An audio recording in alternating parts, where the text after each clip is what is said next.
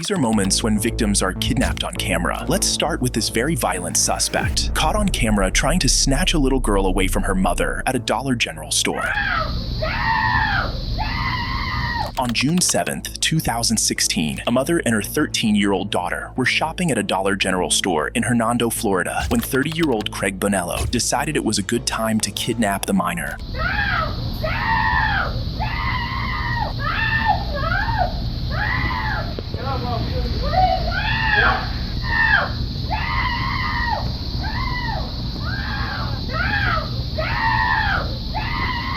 In what became a literal tug-of-war, the mother fought fiercely to wrestle her daughter free from Bonello's grasp as he tried to drag her away. The mother prevailed, forcing Bonello to flee without the child. As he attempted to escape the store, an arriving deputy apprehended him. He was charged with kidnapping, but was remanded to a mental health facility after being found mentally incompetent to stand trial. Next up, a doorbell camera captured a dangerous criminal snatching a young girl from her mother's grasp and driving off to do evil things to her. On May 18, 2019, law enforcement across Texas launched a high-priority manhunt after 51-year-old Michael Webb forcibly took an 8-year-old girl from her mother and fled in a vehicle. Later, Fort Worth police received a tip suggesting the child might be inside a nearby hotel, eventually locating the suspect in one of the hotel rooms. Fort Police Department, open the door! Oh, man, I'm getting dressed. Open the door! Hit the key, hold it. Open it now! It's fucked. Break it. Open it! Door. Hands! Let me see your hands! Step out here! Step out! Step out! Get on the ground. Shield. Get on the ground! Shield. Blood in the bed, blood in the bed. Blood in the bed, man. Hey, here she is! Got her. We got her. We got her. Yes. Hey, buddy. Bring it out. I got it. Officers rescued the girl and rushed her to safety, but disturbing evidence at the scene, such as bloodstains on the bed, suggested her innocence was already stolen. The suspect, found unclothed at the scene, was arrested and taken into custody. We need an EMT. Get Cole Midstar. Yes. No. Don't worry about your clothes. Don't worry about your clothes. Let's go. Come on, sweetheart. You're okay? You're safe. We got you. You're gonna be okay. After receiving treatment at the hospital, the child was reunited with her family, while the suspect was booked into jail and, during questioning, admitted to having used threats to intimidate the child. What did you say to scare her, Michael? I told her that if she said anything, that I would do something to her parents. And if I was in jail, I would have my friends to do it. The suspect faced charges of kidnapping and sexual assault, and the jury delivered a guilty verdict in under 10 minutes. Michael Webb was handed a life sentence without the chance of parole. Following the sentencing, the Pleas state prosecutor had this to say. We hope, that this gives a measure of comfort to the victim and to the family and to this community, that he's never going to be out. Next, CCTV footage caught a deeply disturbed man abducting a little girl who had come to his sister's home for a sleepover. Shut up and get off me! Why? Dad, take me back to your house! What the are you doing? Help me, dude! Help me! Dad, come here! Come here! No! On March 2nd, 2024, Akron police responded to a neighborhood after receiving reports that a man had abducted his sister's friend's child, who was staying overnight at the home he shared with his sister and niece, and had attempted to flee with her to a nearby neighbor's house. Stop, no! I'm telling. Stop. Dad! Shut up and get off me! Why? Dad! Take me back! Dad! Dad, take me back to your house! What the are you doing? Jeez, dude! Dad! What are you doing? Dad! What are you doing? Help me, dude! What the is that? What the are you Hey, doing? it's a little girl. No! What are you doing? Man, get the fuck! Bro, get in! Help me, dude! Help me! Dad, come here! Come here! No, come here! Dude! Come here! Who are you? I swear to God! I'm gonna kill you! Where?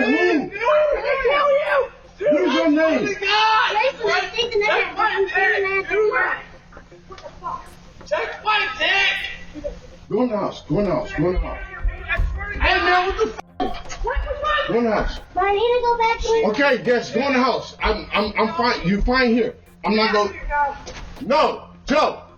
Get the f out of here. Dude, I'm gonna kill you. Get in here. Tell me that it was he was still inside the glass. What the f is going on? Pick me up and pick me up. Why? Huh?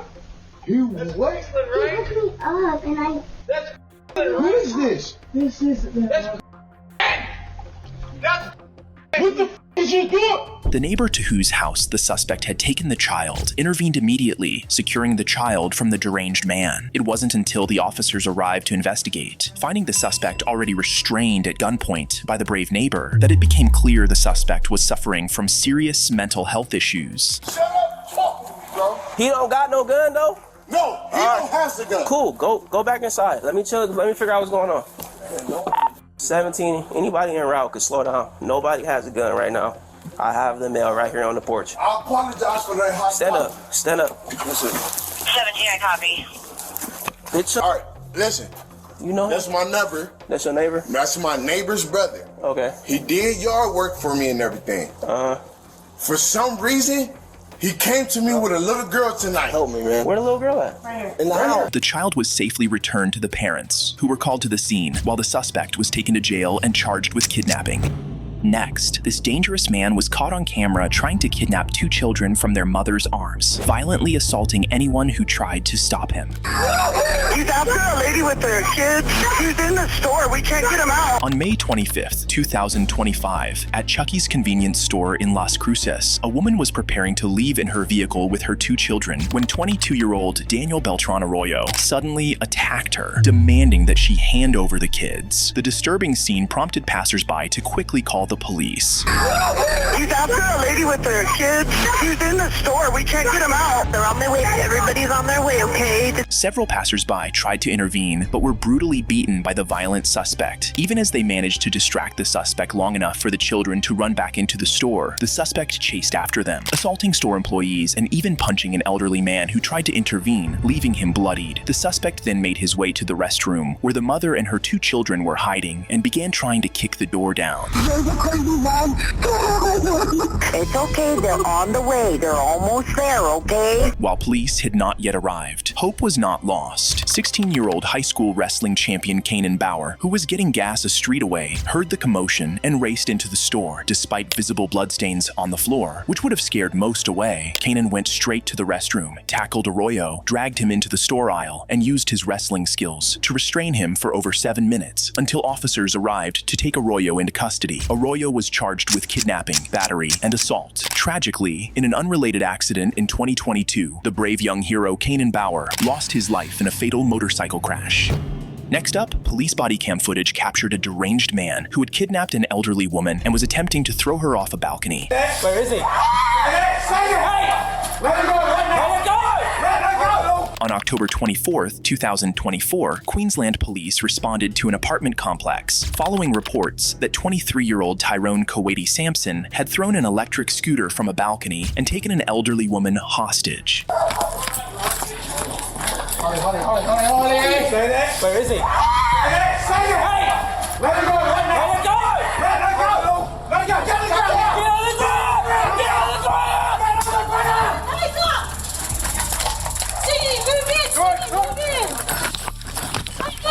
I'll be quiet. Do not reach for something in your pocket. Let your hand go. Couple vibes. Oh, really? Calm down just for a cigarette. My watch!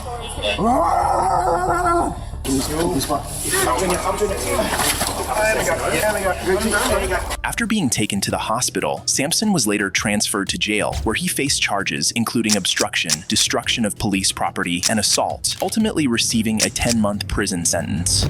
Next, police had to rescue a woman from her psychotic ex-boyfriend, who had kidnapped her across state lines in an attempt to force her into marriage. I was in Las Vegas. He broke into my Las Vegas apartment and stole me from my home. On January 31st, 2017, a multi-state manhunt was launched for 31-year-old Jack Morgan and his 19-year-old transgender partner, Sophie Brown, following the abduction of Jack's former girlfriend, 28-year-old Jane Preeb. The alert came from a neighbor who saw Jack forcibly pulling Jane into a white van. Authorities tracked the suspects using their mobile device, and with coordination between more than 4 law enforcement agencies, the suspects were eventually located in New Mexico, where local police moved in swiftly to make the arrest.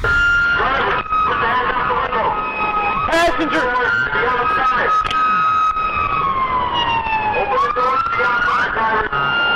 There is a passenger! There is a passenger! Open the door, getting outside. Turn the other way, turn around, turn around. Walk backwards to the side of my boat. Slowly. Keep coming. Keep coming.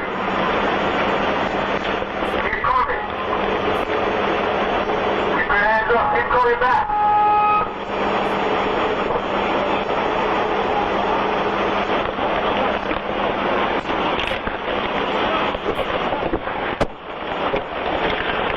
Hey, keep them up! Keep them coming back! Keep them coming back! There's a passenger! There's a passenger, 48! Stand up! Go ahead, go ahead. Hands up! Hands up, passenger! Get on the ground, passenger! The suspects were swiftly taken into custody and secured in a patrol vehicle as additional officers rushed to retrieve and assist the victim. Got a camera. You need a... Oh my God, thank you. Okay. Is that it? Rolling? Okay, it's rolling. Okay. Okay, we're gonna get you out of here, okay? We're gonna get you out of here. Do you need me to say anything about what happened or anything?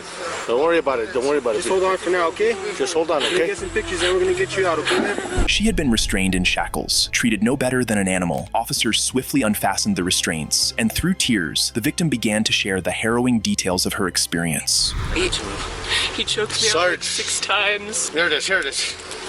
Okay, hold on. Give me time. Oh my God.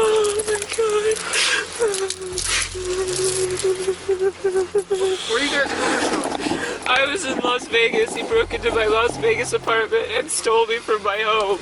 Las Vegas, New Mexico? Nevada. Nevada? He fucking hauled ass. Do you know the guy? Yeah, he's my ex-boyfriend. How did you know? They called us and told us. Who did? I was up at the office trying to run him, see if we had anything on him. Oh my God. Were you able to get a hold of somebody to tell him where you were at, or no? He dragged me out of the place and I fought so fucking hard because I was like, this is how you die. And I think a neighbor saw me getting dragged out. He choked me out like 6 times because I kept fighting so hard. Okay, did you lose consciousness when he was choking you? Yes, like 6. He choked me out 6 times. Okay. You guys want to pull one of your units up here and put her in it? That's what I was just going to see if that's alright with you guys. I don't know whose it is, so. I wear glasses and he they're fucking wrecked on the floor of my apartment. Oh my God, I'm so thankful. Okay, you want to have a seat in here, warm up? Alright. Thank you. Authorities learned that Jack and the victim had ended their relationship during their college years, and that the abduction had been meticulously planned for more than a year. The suspects intended to take her to a remote cave, manipulate and coerce her into marrying Jack. Ultimately, Jack was convicted of kidnapping and handed a life term, while his partner, Sophie Brown, pleaded guilty and received 63 months behind bars, followed by 5 years of supervised release. In this next case, a doorbell camera captures a kidnapping attempt in real time.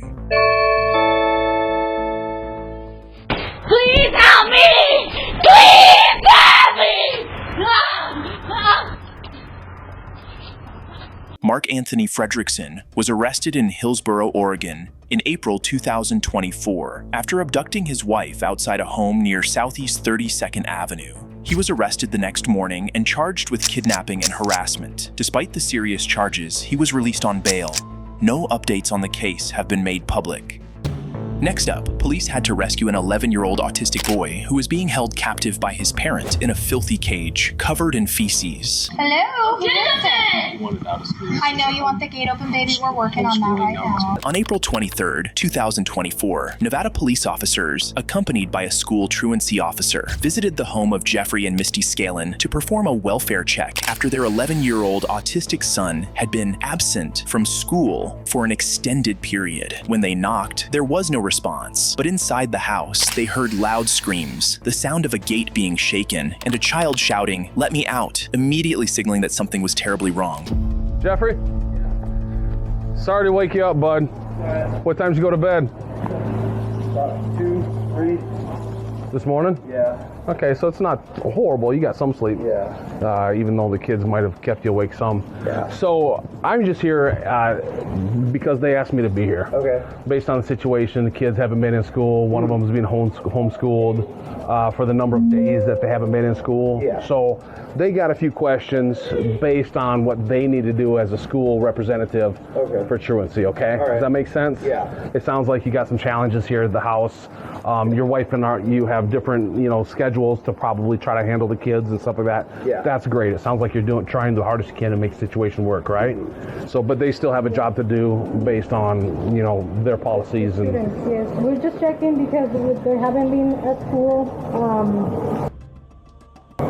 He's not in school today, and I think he hasn't been at school. They're supposed to be in Nevada Learning Academy, but they haven't been, enrolled. So we're just concerned to see. We just want to check that they're all okay. So that I can bring the report back to school.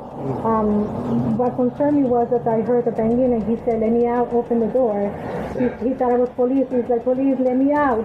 So, but then when I asked if he's okay, he stayed quiet. So I just want to make sure that I can see that he's okay. Oh yeah, he's okay. And a kid like that, it makes sense that they would say, "Let me out." When officers asked for permission to enter, Jeffrey surprisingly agreed. What they found inside was shocking. His 11-year-old son was confined in a metal, cage-like structure wearing only a diaper. The space was filthy, with boarded-up windows, trash scattered everywhere, and human waste smeared across the walls and floor. It was immediately clear they had walked into a house of horrors. Their concern quickly shifted from the boy to his siblings, prompting them to check on their well-being as well. Hey, buddy. We had to do this because it keeps him from kicking holes everywhere in the house. Does he have he doesn't hit his head on the walls or anything like that? No. Okay.